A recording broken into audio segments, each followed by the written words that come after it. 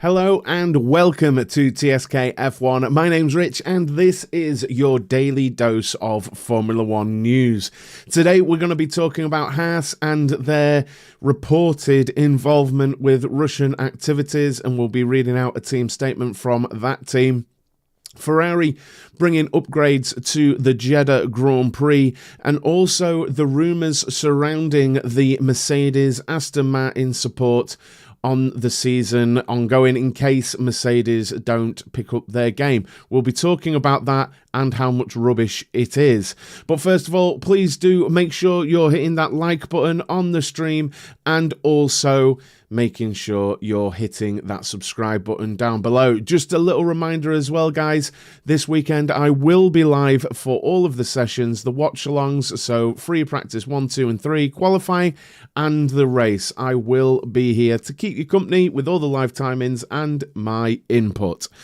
So I'm going to do this opposite to what I normally do because I thought we should talk about this because it's quite a serious issue, or potentially it's a serious issue for the Haas Formula One team and Haas Automation as a parent company to that. So let's get into it, shall we? And the first thing I'm going to talk about today is Haas. Now, on Tuesday, PBS alleged that Haas Automation were providing machines and parts to Russia, basically, which obviously very bad thing right now. And what Haas actually do are CNC machines, so it's basically metalworking and things like this. Now, I've just had to change the whole outlook of this stream because I thought this was important to read out for Haas, even though we've only got a small audience. I thought it was important that people are involved and people are informed and people know, because there's a potential for this to be skewed and twisted and all sorts. So I'm going to read the team statement out directly because I still think it's important, because it's in this day and age and right now it's a very, very heavy allegation to be putting on any company, any team, or any individual or corporation. It's a really heavy thing to be putting on them right now. So I'm just going to read out the Haas team statement, which came out actually this morning, this very morning. And like I say, I changed what I was going to stream about this morning. So here we go. On Tuesday, March 14th, PBS ran a story alleging that our team, Haas, partner Haas Automation, had directly provided machines and parts to Russia in violation of US export control and sanctions regulations. As per Haas Automation's company statement, that story is simply false, both in its overall impression and in many of its particular statements. Key points. Haas Automation is and has always been in full compliance with US government export control. No machines have shipped from the Haas Automation factory to Russia since March 3rd, 2022. The 18 machines referenced in the story left Haas Automation factory prior to the Russian invasion of Ukraine. Haas Automation voluntarily chose to terminate its relationship with the Russian distributor, which has never been required by any US sanctions. And Haas Automation completely supports Ukraine and its people in their defense against Russia. On March 3rd, 2022, shortly after the invasion of the Ukraine, Haas Automation terminated in its entirety its relationship with its sole existing independent distributor for Russia and Belarus, Abamet Management. Since that date, Haas has not sold or shipped any machines, parts, or software to Abamet or anyone else in Russia. This crucial fact was made clear to the PBS reporter before the story was aired. Haas Automation has been manufacturing machines for more than 30 years, and there are more than 200,000 Haas machines currently in use throughout the world. Throughout that period, Haas has been strict and adherent to all US export control and sanctions regulations, and an even stronger supporter of the US policy goals many of those regulations are designed to address. And there's a full statement on the Haas website. So that's what the team have said. Now, look, this is, I want to say this, right, because you have to take it on what has been said from both parties, be what PBS have said and what Haas Automation and Haas, the F1 team, have just said, right? And I'm just going to throw this right out there. This is exactly why this channel exists, because it's completely unacceptable to report such things, in my opinion. It is because it's irrelevant. Why would someone have reported this? You know, because you could take a picture of all kinds of things in Russia now, and you could say, oh, this company sold this in Russia. Of course they did before, you know. And it's such a redundant point that all it serves to do is get clickbait and damage the reputation of a large corporation, company, Formula One team, things like this. And this is precisely why this channel exists, because I hate this kind of thing. I truly hate it. Where, I mean, there must have been a lot of work that's gone into it. The reporter going in and finding these details and looking at it.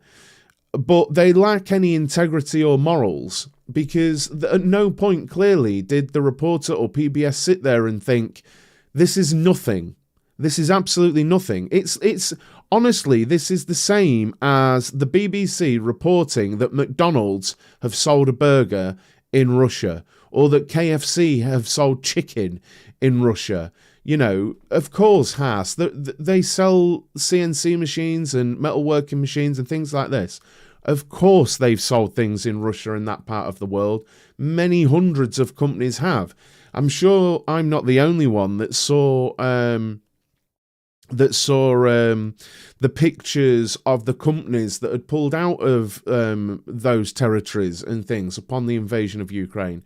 Now, I'm not wanting to, like, for me, this particular, what I'm talking about isn't political.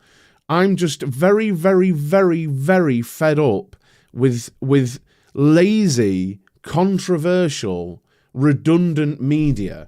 I hate it, and we all suffer for it, because people read a headline and they don't read anymore. Nobody cares about anything beyond the headline. So I thought it was important to, what did I even title this? Haas not supplying Russia. Again, my audience is tiny, but I thought it was important to just that, and also the thumbnail, we are innocent, you know, and a picture of Gunther and Gene Haas there, because while it might not be important to a lot of people, for many reasons, I think while this is an F1 show, we need to be better than that kind of journalism, and I think people are better than that. Now, I'm not getting any comments. People are tuning in and tuning out because this is probably a subject a lot of people don't want to get involved in, because the whole Russia-Ukraine situation. But from our point of view, I just wanted to say, be better. Like, if you're reading a headline, just be better and read on a little bit and have a little bit of critical thinking. Like, would an American company like Haas really be stupid enough to be shipping their huge machines over to Russia during this time? Would they really do that? And clearly they haven't been, you know, and I just hate it, and I really wanted to bring that out here, because it's a way to damage reputations. Now, will there be any coverage of this in this weekend's Formula One footage and coverage? I don't know. Maybe not. And in, you know, again, I'm not even being political here. This is purely about media and rubbish media. I hate it. And they need to do better. They need to do better, because when I saw this initially, I thought, that's not good for Haas. That's not good for Haas. But then I also thought, that's probably a rumour. And sure enough, as I was getting ready to stream this morning, Haas team statement completely refuting all of these things. And it doesn't surprise me. It really doesn't surprise me. And I think it's very clear. They've got the dates. They've got everything there. I don't... All it does, Pascal, for me, look, all it does, it's clickbaity. It lacks any substance or proof, and it pains me. It does. I'll be really honest. It pains me when there's more than me, but there's people like me trying to sort of cover F1 and maybe other news in a really honest and detailed way, and then you get complete bloody, useless people. Just you can make up anything. It seems if you've got a platform these days, you can make up anything, and it doesn't matter if it has any truth. None of it matters if it's got any truth. You could make up anything, which I can't even think of right now, but you could say anything and make any rumour up. If Sky Sports, right, this is truth, if Sky Sports said something which was completely baseless, everyone would run with it. Everyone would run with it. And it wouldn't matter if in a week Sky Sports released a tiny thing going, sorry, we were wrong. Everyone's already run with it. It's already got the clicks. It's already got the people angry. It's whatever it is, and it really annoys me that people fall for it so often as well. And it's not your fault. I blame these outlets, honestly, for being shady, because that's all it is. It's just shady and it's lazy, honestly. It's completely stupid. Even the allegations are tenuous. Parent company, what a load of rubbish. Honestly, and I think the crucial detail here, right? No machines have shipped from the Haas Automation factory to Russia since March 3rd, 2022, right? And that is very important, because the machines could have been sat anywhere. They could have been sat in Russia for that amount of time and then being installed last week. It doesn't mean that Haas did anything. They just sold them when they were absolutely fine to. And I'm just getting really bored of this, right? And we're going to go on to another story in a moment, which when someone said it in chat the other day, I immediately was against as well. But here we are. Haas, I believe Haas. It would be complete commercial and societal suicide for them if they had done anything that they're alleged to have done, and I believe their statement. And that is my firm opinion on that. I normally sit on the fence and say that's my opinion, but I mean, I'm firm on that. But there we go. Now we'll go on to the second story. Now, what's this going to be about, right? Because as soon as someone mentioned it in the chat, I got a little bit triggered. But not by the person mentioning it, just by the rumour that, again, someone has completely just gone, what can I make up? What is it I can make up today to get clicks and get people who don't know anything better to believe? What can I make up? Oh, that's it. That Mercedes are going to support Aston Martin because their car's better. Come on. Be better. Why? What? Oh, right. And I'll tell you how insane this is. Helmut Marko is telling you it's insane. Franz Tost, the AlphaTauri boss, is telling you it's insane. Not just little old Rich from TSK-F1. This is insane. Right. According to the story, right? According to the story, Brixworth could shift its works focus from Brackley-based Mercedes to the newly competitive Aston Martin, effectively making Mercedes a mere engine customer, right? AlphaTauri boss Franz Tost said nonsense. This is what I said on stream. But what Franz Tost is backing up, the regulations clearly prescribe to the engine manufacturers that all customers must receive the same material. And as far as I know, everyone adheres to this meticulously. Preference for one team over another is therefore prohibited and unrealistic, right? And here you go, right? Red Bull's Dr. Helmut Marko. He would love to make this a thing. We all know Helmut Marko, if there was a shred of anything here, Helmut Marko would be so all over this. But he just said, why should Mercedes make a competitor stronger? At the end of the day, Aston Martin is a competitor for Mercedes in the passenger car sector as well. Mercedes are going to do everything to forget the disappointing season opener. And in this ambitious task, there is certainly no room to help Aston Martin. And I couldn't be bothered even. I know where it came from because I've looked at WhatsApp messages since. But I've seen TikToks about this and people frothing at the mouth over this. And it pains me that two stories in a row that I'm speaking about this morning are rebuttals to just complete fabrications, right? Like, how does this even get this is the problem. It's not the fault of new people to Formula One because they don't know this is a rule. They don't know it, and that's absolutely fine, and you can't knock people because it's not like, I would say, something like football. All right, you can learn the rules of the game and then you can have opinions about some things, you know, if a tackle's a red card or something like that. But, you know, by and large, it's a fairly simple situation, you know, generally speaking. There is something like Formula One. There are probably like hundreds of nuanced rules which a newcomer to the sport would have no idea how ridiculous this is, right? And I find it shocking the mental gymnastics these people must perform to come up with these fabrications.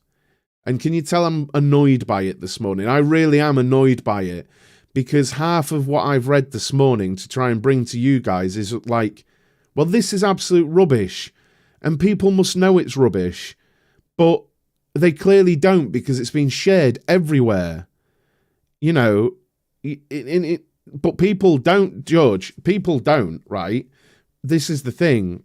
You only need to have a look, in all seriousness, you only need to have a look on social media at the comments, right? You only have to look at the comments. People don't care. And, you know, if I were at all inclined, as a community, we could come up with a social experiment where we think of something of a plausible yet a little bit crazy rumour. Not so out there that it's completely unbelievable, right? But it's still crazy, and you could put it out there and it would go insane. It would go I've already seen that, George. I saw that and dismissed it. I dismissed it. I completely dismissed it. I completely dismissed that one because I literally saw a Photoshop. It was yesterday. I saw Lewis Hamilton photoshopped in a Ferrari fire. Like, come on. Why? There's enough news. This is the... Maybe it's just because it's boring and it doesn't create the... Maybe it's why I've got 20 viewers and other people have 1,000 viewers. Maybe it's why I've got 1,100 subscribers and other people have got 250,000 subscribers, right? And I can't. I feel it would be lowering myself, and maybe that will condemn this channel to never being a massive success. But I like to believe people want a better form of reporting, because I get really not, how can I put it, annoyed, not at people, but when someone says Sky Sports have said this, and it takes me a tenth of a second to like rationalize it as complete like fabrication, you know. But people are like, is it true? Ted Kravitz has said this, and it's like, oh no, it's not. No, it's not. Just engage it for a moment, and it's not, is it?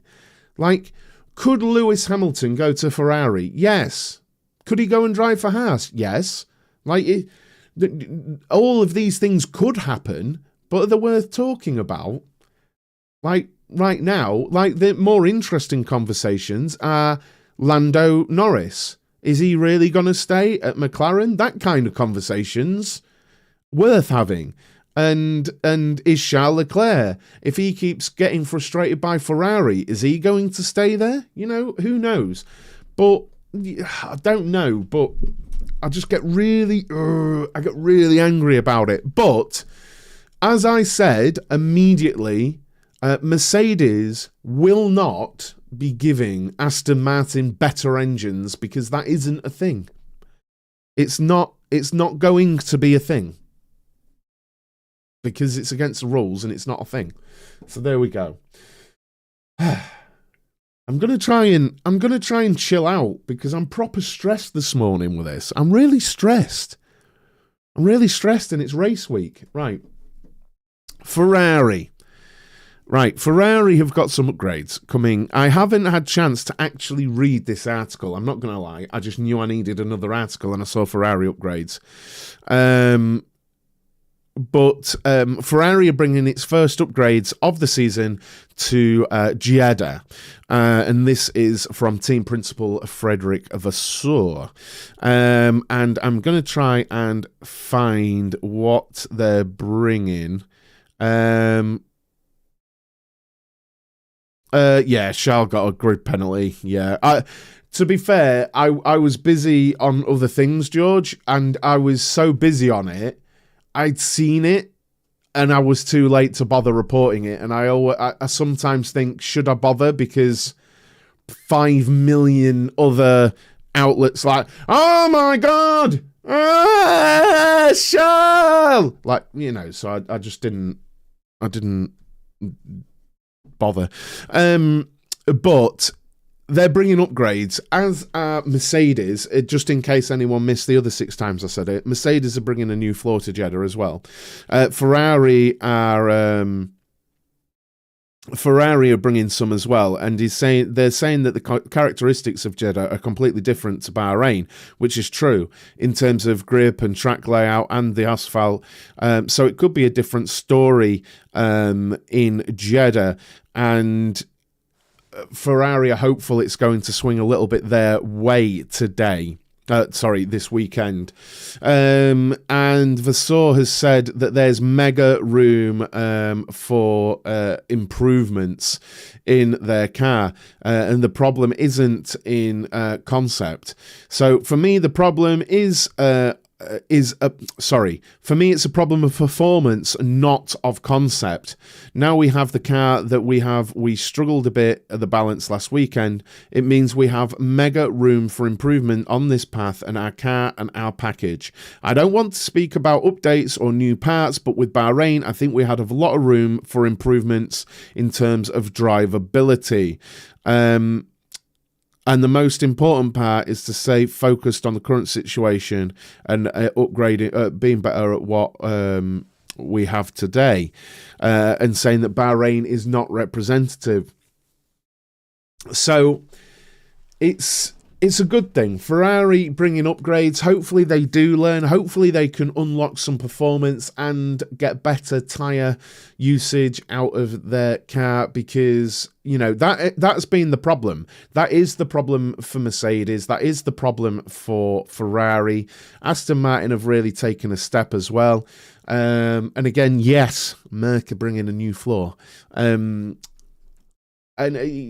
Hopefully, we can hope, can't we? Now, I'll just remind everyone, tomorrow morning's show will probably be a weekend preview, maybe with a bit of news dotted in there as well.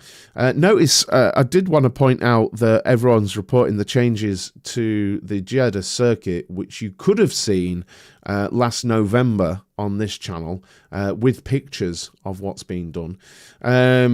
But there's going to be a weekend preview tomorrow morning, and I'm live with all of the with all of the sessions this weekend as well. It'll be 1 o'clock ish tomorrow that I'm live with Free Practice 1, then 4:30 for Free Practice 2.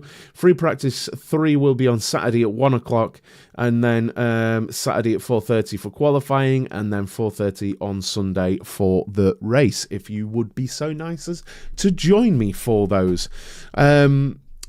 It does get frustrating, John, I'm not going to lie. It does get frustrating. But anyway, I've been too aggro this morning, and I apologise, guys. I just really get annoyed at...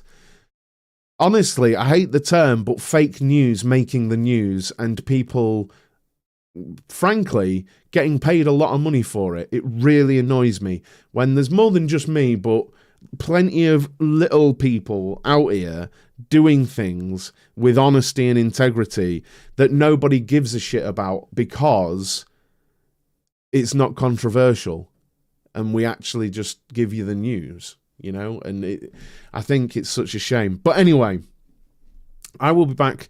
Do you schedule your streams for the sessions? I do, yeah. Yeah, they will be scheduled. They're not scheduled yet, but they will be scheduled. I'll be doing it later today. But I schedule all my streams. Generally, I schedule all my streams. So make sure you've pressed the bell button so you get notified when I go live. But anyway, thanks a lot, guys. They'll come up in your sub. As long as you're subbed and you've got the bell notification button pressed, they will do, dude. I'll be going live over on Pit Lanes on Twitch in a moment with a new game, which should be fun, called Apex Point, which I'm looking forward to trying out very much. But I will be back on this channel tomorrow morning at 9 AM with the race preview and all that good stuff. All right, guys, thanks a lot for watching, and I will see you tomorrow. Bye-bye.